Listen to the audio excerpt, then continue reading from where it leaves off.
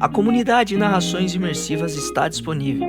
Acesse o link na descrição, ou então no primeiro comentário fixado, ou até mesmo no QR Code na sua tela. Você pode assinar a nossa comunidade em duas plataformas. Estamos tanto na Aurelo quanto no Spotify, via Patreon. Ao se tornar membro da nossa comunidade, além dos livros já disponíveis no nosso canal, você encontra uma série de livros exclusivos para a nossa comunidade. Todos os livros são em formatos de MP3, sem interrupções ou propagandas, para uma maior e melhor narração imersiva. E para aqueles que já são membros, já estão aproveitando do nosso mais novo projeto, que se trata de Harry Potter totalmente ambientado, sonorizado e com a trilha oficial dos filmes. A versão definitiva para quem busca uma verdadeira imersão na saga. Então não fique de fora. Assine a nossa comunidade e descubra mais uma forma de ouvir narrações imersivas. O canal Narrações Imersivas apresenta Harry Potter e o Cálice de Fogo, narrado por Ícaro Silva.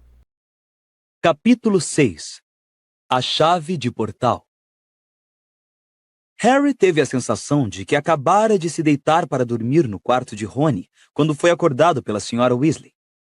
"Hora de levantar, Harry, querido", sussurrou ela, se afastando para acordar Rony. Harry tateou à procura dos óculos, colocou-os e se sentou. Ainda estava escuro lá fora. Rony resmungou alguma coisa quando a mãe o acordou. Aos pés do seu colchão, Harry viu duas formas grandes e desgrenhadas emergindo de um emaranhado de cobertas. "Já está na hora?" exclamou Fred, tonto de sono. Os garotos se vestiram em silêncio, demasiado sonolentos para falar. Depois, bocejando e se espreguiçando, os quatro desceram as escadas rumo à cozinha. A Sra. Weasley estava mexendo o conteúdo de um grande tacho em cima do fogão, enquanto o Sr. Weasley, sentado à mesa, verificava um maço de grandes bilhetes de entrada em pergaminho. Ergueu os olhos quando os garotos chegaram e abriu os braços para eles poderem ver melhor suas roupas. Vestia algo que parecia uma suéter de golfe e jeans muito velha, ligeiramente grandes para ele, seguras por um grosso cinto de couro. "Que é que vocês acham?" perguntou ansioso. "Temos que ir incógnitos. Estou parecendo um trouxa, Harry." "Está", aprovou Harry, sorrindo. "Muito bom." "Onde estão Gui, Carlinhos e Percy?" perguntou Jorge, incapaz de reprimir um enorme bocejo. "Ora, eles vão aparatar, certo?" disse a Sra. Weasley, carregando um panelão para cima da mesa e começando a servir um mingau de aveia nos pratos fundos. "Logo, eles podem dormir mais um pouco." Harry sabia que aparatar era muito difícil. Significava desaparecer de um lugar e reaparecer quase instantaneamente em outro. "Então eles ainda estão na cama?"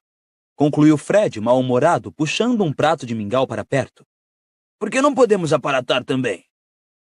"Porque ainda são menores e ainda não prestaram o exame", respondeu a Sra. Weasley. "E onde foi que se meteram essas meninas?" Ela saiu apressada da cozinha e todos a ouviram subir as escadas. "A pessoa tem que prestar um exame para poder aparatar?" perguntou Harry. "Ah, tem!" respondeu o Sr. Weasley, guardando as entradas cuidadosamente no bolso traseiro da jeans. "O Departamento de Transportes Mágicos teve que multar umas pessoas ainda outro dia por aparatarem sem licença. Não é fácil aparatar, e quando não se faz corretamente, pode acarretar complicações desagradáveis. Esses dois de que estou falando se racharam ao meio." Todos ao redor da mesa fizeram uma careta, menos Harry. Racharam?" admirou-se Harry. "Deixaram metade do corpo para trás", explicou o Sr. Weasley, agora acrescentando várias colheradas de caramelo ao mingau. "E, é claro, ficaram entalados. Não conseguiram avançar nem retroceder. Tiveram que esperar pelo esquadrão de reversão de feitiços acidentais para resolver o problema. E vou dizer mais. Foi preciso preencher uma enorme papelada por causa dos trouxas que encontraram as partes do corpo que eles deixaram para trás." Harry teve uma súbita visão de um par de pernas e um olho abandonados na calçada da Rua dos Alfeneiros. "E eles ficaram ok?" perguntou o garoto, assustado. "Ah, claro", respondeu o Sr. Weasley factualmente. "Mas receberam uma multa pesada e acho que não vão tentar fazer isso outra vez quando estiverem com pressa. Não se brinca com aparatação." Há muitos bruxos adultos que nem experimentam. Preferem vassouras, mais lentas, porém mais seguras. Mas Gui, Carlinhos e Percy todos sabem aparatar? Carlinhos teve que prestar exame 2 vezes, disse Fred, sorrindo. Levou bomba na primeira vez. Aparatou a 80 quilômetros do ponto que queriam, bem em cima de uma pobre velhinha que estava fazendo compras, lembram? Foi, mas ele passou da segunda vez, disse a senhora Weasley, voltando à cozinha em meio a gostosas risadas. Percy só passou há 2 semanas, disse George. Desde esse dia tem aparatado todas as manhãs aqui embaixo para provar que sabe. Ouviram-se passos no corredor e Hermione e Gina entraram na cozinha, as duas pálidas e cheias de preguiça. Por que é que temos que levantar tão cedo? Perguntou Gina, esfregando os olhos e se sentando à mesa. Temos que andar um bom pedaço, respondeu o Sr. Weasley. Andar? Espantou-se Harry. O quê? Vamos a pé para a Copa Mundial? Não, a Copa vai ser a quilômetros daqui, disse o Sr. Weasley, sorrindo. Só precisamos andar um pedacinho. É que é muito difícil um grande número de bruxos se reunir sem chamar a atenção dos trouxas. Temos que tomar muito cuidado com o modo de viajar até em tempos normais. E numa ocasião grandiosa, como a Copa Mundial de Quadribol... Jorge! Chamou a Sra. Weasley rispidamente e todos se assustaram. Que?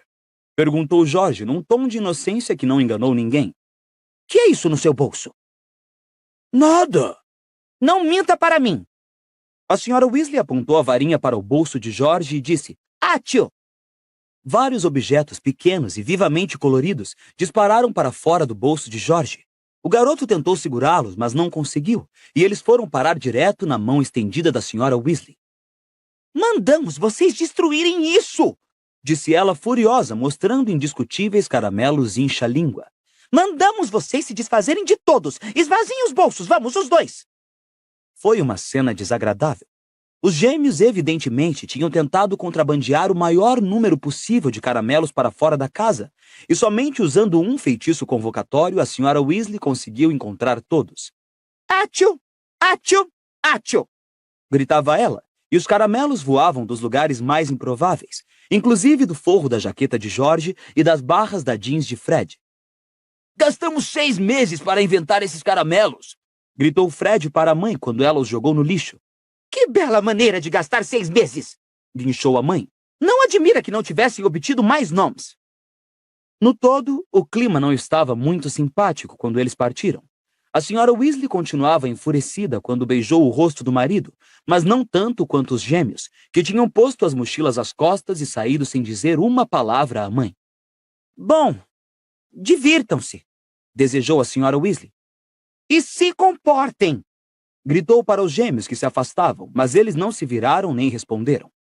Vou mandar Gui, Carlinhos e Percy por volta do meio-dia, avisou a Sra. Weasley ao marido quando ele, Harry, Rony, Hermione e Gina começaram a atravessar o gramado escuro atrás de Fred e George. Fazia frio e a lua ainda estava no céu. Apenas um esverdeado claro no horizonte, à direita deles, denunciava que em breve amanheceria. Harry, que andara pensando nos milhares de bruxos que rumavam apressados para a Copa Mundial de Quadribol, acelerou o passo para caminhar com o Sr. Weasley. Então, como é que todo mundo chega lá sem os trouxas repararem? Perguntou ele. Foi um enorme problema de organização, suspirou o Sr. Weasley. O caso é que vêm uns 100 mil bruxos para a Copa Mundial, e é claro, não temos nenhum local mágico grande o bastante para acomodar todos. Há lugares em que os trouxas não conseguem penetrar, mas imagine tentar acomodar 100 mil bruxos no beco diagonal ou na plataforma 9,6. Então tivemos que encontrar uma charneca deserta que servisse e instalar o máximo de precauções antitrouxas possível. O ministério inteiro vem trabalhando nisso há meses. Primeiro, é claro, tivemos que escalonar as chegadas. Quem comprou entradas mais baratas teve que chegar 2 semanas antes. Um número limitado tem usado os transportes dos trouxas, mas não podemos ter gente demais entupindo os ônibus e trens deles. Lembre que temos bruxos chegando de todo o mundo. Alguns aparatam naturalmente, mas temos que escolher pontos seguros para eles aparecerem, bem longe dos trouxas. Acho que é uma floresta próxima que eles estão usando para aparatar. Para os que não querem aparatar, ou não podem, usamos os portais. São objetos para o transporte de bruxos de um lugar para outro em horas certas. Pode-se atender a grandes grupos de cada vez, se for preciso.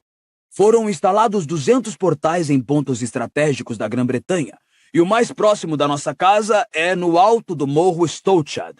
Por isso é que estamos indo para lá. O Sr. Weasley apontou para uma grande massa escura que se erguia à frente, para além do povoado de Ottery St. Catchpole. Que tipo de objetos são esses portais? Perguntou Harry, curioso. Podem ser qualquer coisa, respondeu o Sr. Weasley. Coisas discretas, obviamente, para os trouxas não as pegarem e saírem brincando com elas. Coisas que eles simplesmente considerem lixo. O grupo caminhava pela vereda escura e úmida que levava ao povoado, o silêncio quebrado apenas pelo eco de seus passos. O céu foi clareando muito devagarinho quando eles atravessaram o povoado, o azul tinta se dissolvendo em azul escuro. As mãos e os pés de Harry estavam congelados. O Sr. Weasley não parava de consultar o relógio.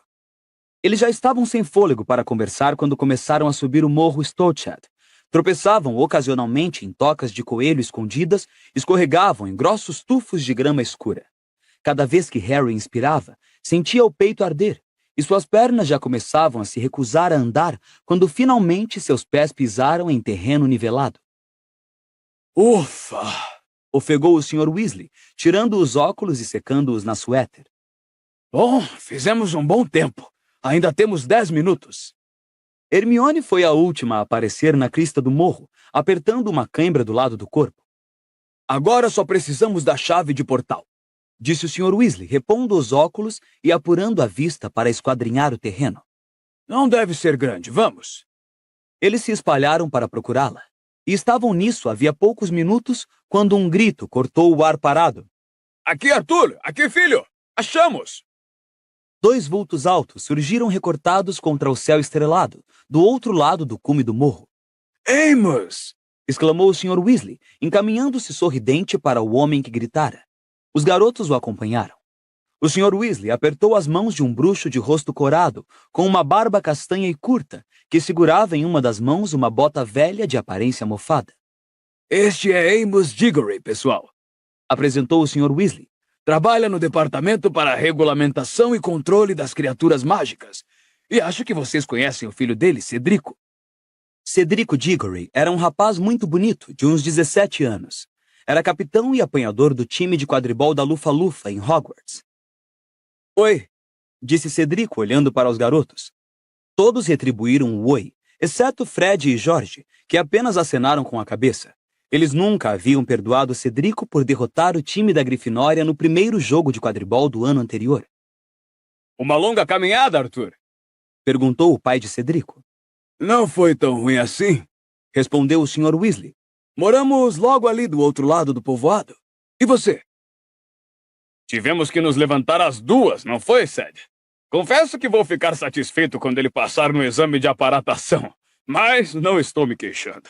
A Copa Mundial de Quadribol eu não a perderia nem por um saco de galeões, e é mais ou menos quanto custam as entradas.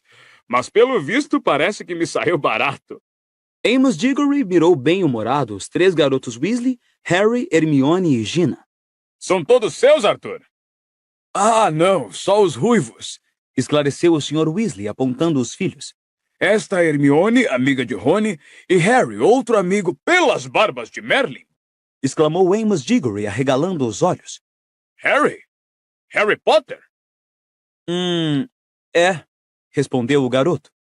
Harry estava habituado às pessoas o olharem curiosas quando o conheciam, habituado à corrida instantânea do olhar delas à cicatriz em forma de raio em sua testa, mas isto sempre o constrangia. Ced nos falou de você, naturalmente, disse Amos Diggory. Nos contou tudo sobre a partida que jogaram com vocês no ano passado. Eu disse a ele, Ced, isto vai ser uma história para contar aos seus netos. Ah, vai! Você derrotou Harry Potter! Harry não conseguiu pensar em nenhuma resposta a esse comentário, por isso ficou calado. Fred e George amarraram a cara outra vez. Cedrico pareceu ligeiramente encabulado. Harry caiu da vassoura, papai, murmurou ele. Contei a você, foi um acidente. É, mas você não caiu, não é mesmo? Rugiu Amos jovialmente, dando uma palmada nas costas do filho. Sempre modesto, nosso Ced, sempre cavalheiro. Mas venceu o melhor. Tenho certeza de que Harry diria o mesmo, não é? Um cai da vassoura, um continua montado. Não é preciso ser gênio para saber quem voa melhor. Deve estar quase na hora, disse o Sr. Weasley depressa, puxando o relógio do bolso mais uma vez. Você sabe se temos que esperar mais alguém, Remus? Não, os Lovegoods já estão lá há uma semana e os Fawcett não conseguiram entradas, disse o Sr. Diggory. Não tem mais gente nossa na área, tem? Não que eu saiba. Falta 1 minuto. É melhor nos prepararmos. Ele olhou para Harry e Hermione. Vocês só precisam tocar na chave de portal. Só isso, basta um dedo. Com dificuldade, por causa das volumosas mochilas, os 9 se agruparam em torno da velha bota que Amos Diggory segurava. Todos ficaram parados ali, num círculo fechado, sentindo a brisa gélida que varria o cume do morro. Ninguém falava.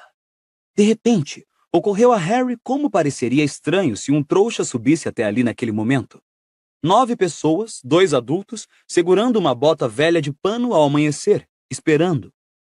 3, murmurou o Sr. Weasley, com o olho ainda no relógio.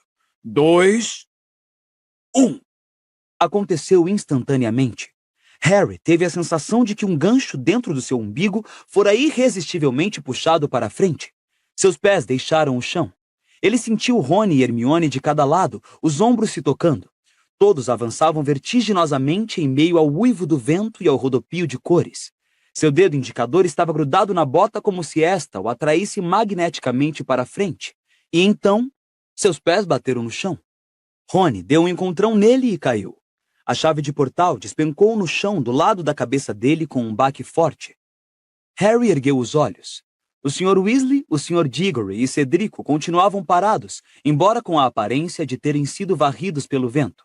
Os demais estavam caídos no chão. Os 7-5 chegando do Morro Stoatchad, anunciou uma voz.